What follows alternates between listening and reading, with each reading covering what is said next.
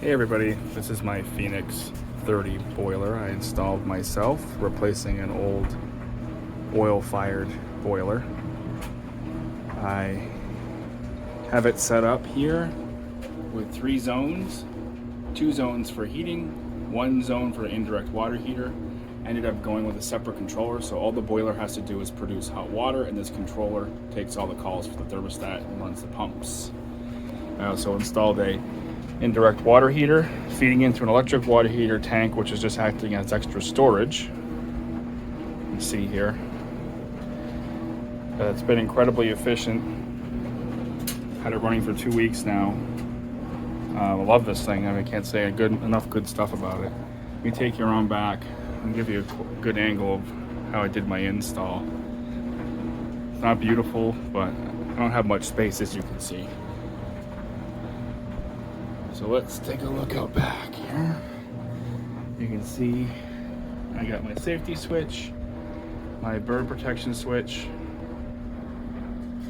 and down here we have the thermostatic valve and the recirculator pump that runs directly off the boiler.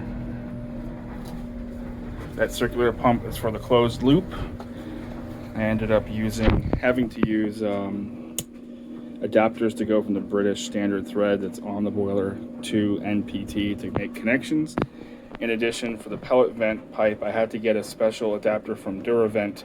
That's their 80 millimeter adapter that will require you to use a 3-inch band clamp and some RTV to clamp it onto the output of the exhaust. But I mean, it works perfect.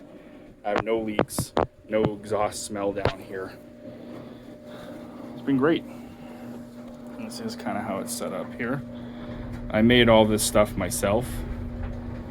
Saved about, just going with MB Tech in general and doing my own work, I saved about $15,000 in extra costs, labor.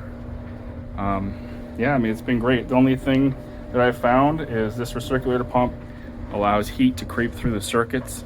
I have not figured out a way to get that recirculator pump to shut off at a certain temperature. It just runs when the boiler is running. It's not a huge deal. So what I do is upstairs, I don't really want the heat going. I just shut off that zone until it gets a little colder out, turn it back on. That way the heat creep isn't such a big deal. Other than that, I have on the basement is open because I have a wall mounted hydronic heater that has a blower fan. So if hot water creeps into that and it's not calling for heat, it won't blow any heat. So not a big deal. But I mean, this thing's been great. I can't say enough good stuff about MB Tech. That's the boiler I got. And yeah, I mean, this is it. I mean, it's a very small room where I have this in here. I got the combustion chambers down here. It's off right now, but you can see very easy to clean out. Up here, it's a shaker for the heat exchanger. And then we're full of pellets up here. Awesome. Can't say enough good things.